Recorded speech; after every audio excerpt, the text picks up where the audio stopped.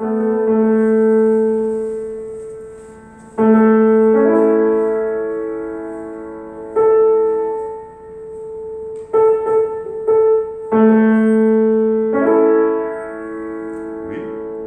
Bonjour monsieur. Alors, oui. on entend une bonne mélodie là. Qu'est-ce que c'est? Eh bien écoutez, moi je suis en train d'accorder un piano là. D'accord? J'accorde ce piano. Un Steinway des années début du XXe siècle, 1913. Oh, c'est pas d'aujourd'hui. Et non, c'est un piano qui est un peu dans la ligne directe de l'histoire du piano. Ouais. Quelques dizaines d'années sont passées depuis. Et c'est vrai que le premier piano, c'est peut-être le piano qui se retrouve un peu là-dedans. Le premier piano. C'est pas le premier piano évidemment, mais le premier piano se retrouve peut-être là-dedans, c'est possible. Et pourquoi? Et on va essayer de le comprendre maintenant. Allez. Alors, si je l'ai compris, c'est que vous aussi vous intéressez à l'histoire du piano. Exactement. Et ça c'est bien. C'est bien pourquoi? Parce qu'on a beaucoup de vidéos actuellement qui concernent l'apprentissage musical. Ouais. Il y a des tonnes de vidéos. Mais en effet, l'histoire du piano, peu la connaissent. Effectivement. C'est vrai qu'on n'a pas beaucoup de vidéos ou de plateformes qui nous expliquent l'histoire du piano. En effet. Alors, on va se présenter. Moi, je me présente, c'est Jean-Michel Goubet. On aura l'occasion certainement de suivre pas mal d'éléments au fil des semaines qui vont suivre. Effectivement. Toi, c'est. Et moi c'est Ismaël. Ismaël Simboro. Ouais. Ismaël Simboro, amateur, amateur de piano, qui aime bien la musique. Et pourquoi cet intérêt pour le piano? Pour l'histoire? Mais justement parce que la mélodie qu'elle envoie déjà, c'est assez passionnant, c'est fascinant.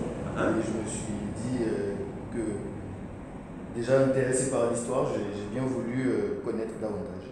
Et je pense que beaucoup vont certainement être séduits par ça. Et là, je crois qu'elle va frapper à la bonne porte. J'espère en tout cas. Alors, l'histoire du piano. L'histoire du piano. Le piano, c'est qu'un particulier. Hein. C'est pas un instrument comme ça qui a été inventé par une personne. Ben, j'ai un doute qui est toutefois. Il y a beaucoup d'éléments qui sont rentrés dans cette création.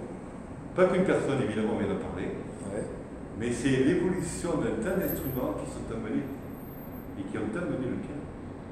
L'évolution de tas d'instruments. Lesquels? Une bonne question. Alors, il y en a un qui me vient à l'esprit, moi, c'est le tympano. Le tympano. Le tympano.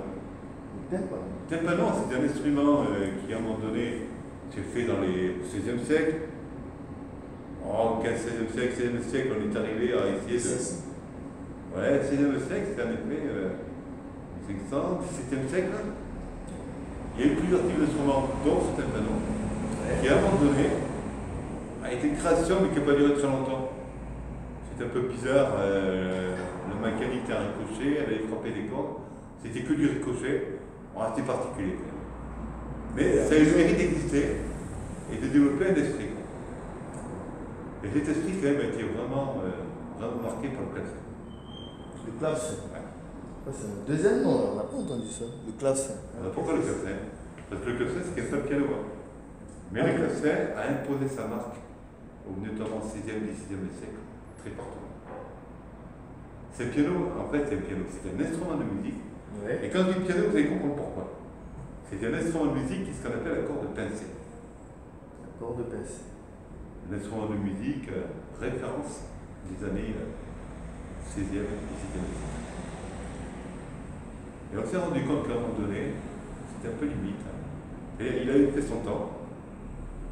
C'est pas que les gens l'aimaient pas, c'est que ça donnait d'autres idées. D'autres idées, carrément?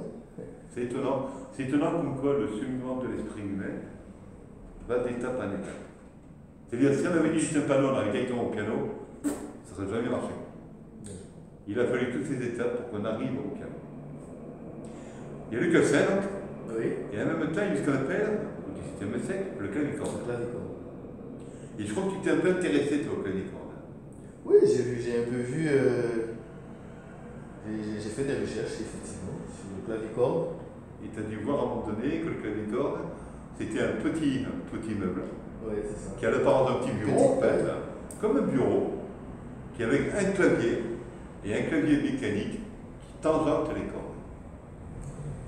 Et à l'époque, au XVIIe siècle, il y avait notamment le clavicorde d'un côté très privilégié parce que le son est doux. Oui, Il faut imaginer qu'un marteau qui va tangenter une corde, il perd de sa puissance, la corde n'est plus aussi puissante dans le son. Mais ce côté feutré, il a plu. Il a plu aux aristocrates, il a plu aux bourgeois, les bourgeois qui étaient assez aisés, parce qu'à l'époque, il fallait un peu de sous pour embarquer un instrument chez soi. C'était quand même des instruments privilégiés à des catégories de population très privilégiées. Et comme par hasard, l'esprit humain il continue à faire son travail. On arrive à un moment donné, on a parlé du tympano, on arrive à le clavecin qui existe un peu le tympano, puis d'autres instruments aussi, puis le clavicorde, piano forte. Et puis on arrive à un moment donné à ce fameux piano forte. Mais il ne s'appelait pas piano forte en Tanzanie. Il ne s'appelait pas piano forte. Non. Le piano forte, et c'est pour ça que dans le livre de clavecin, vous allez comprendre pourquoi on parle du piano quand on parle du clavecin. Parce qu'il paraît qu'il y a nommé Cristofori, je dis il paraît. C'est des plans qui nous restent. Je ne dirais pas que ce sont les plus vieux plans du monde, hein, mais c'est des plans dont on se sert comme référence. Ouais. Et ce sont des plans qui ont représenté le club cembalo que le piano est porté. Le clavecin avait des nuances douces et fortes. C'est pour ça que je disais le clavecin peut amener dans le piano. Le clavecin n'est pas le piano. Il y en a utilisé ce terme clavecin, club cembalo, avec des nuances douces et fortes, comme le piano est porté. Et on arrive à ce piano qui prend comme référence modèle le clavecin et sur lequel va travailler se nommer Bartolomeo Cristofori. On doit, je crois, en 1792. Alors il y a des dates qui varient. Il y a des références 1792, il y en a qui vont dire 1798. Ouais. Quels que soient les cassettes. Ouais, disons que moi, les dates que je me réfère, 1792, ouais, c'est les dates que j'ai bien sûr, après le plaisir d'avoir compris l'histoire du piano, ouais, ce sont les dates que j'ai retenues. C'est la date que j'ai retenue. Et à travers ça, ce Cristofori a commencé à faire ce travail. Mais il faut voir que le piano, au début, c'est terrible. Il ne faut pas s'attendre à un piano comme le clavecin, comme déjà le clavecin qui est magnifique. Ouais. Parce que le clavecin, à l'époque, c'était déjà un instrument vraiment royal. De prédilection. Très beau. Il y a eu des clavecins avec un clavier, 2 claviers, 3 claviers, 4 claviers. C'était des trucs pas possibles. Alors pour dire que le piano, le premier clavecin que le piano porté, le premier piano soit bien, non. Il a fallu du temps. Et le temps, c'est comme l'ordinateur, ça a mis du temps. Les premiers ordinateurs, il y a 80 ans, étaient des gros camions. Gros, oui, c'est ça. Avec très peu de cervelle. C'est ça, exactement. On arrive maintenant au petit appareil, et pas là du tout. Et une capacité de stockage infinie, on dirait. Et bien, c'est pareil. On va commencer cette aventure du piano qui va mener d'autres musicalités et d'autres harmonies qu'on ne connaissait pas jusqu'à C'est un secret. Plein de secrets bien gardés. Mais je ne sais pas si c'est des secrets bien gardés, en tout cas, c'est une sacrée évolution de l'histoire humaine.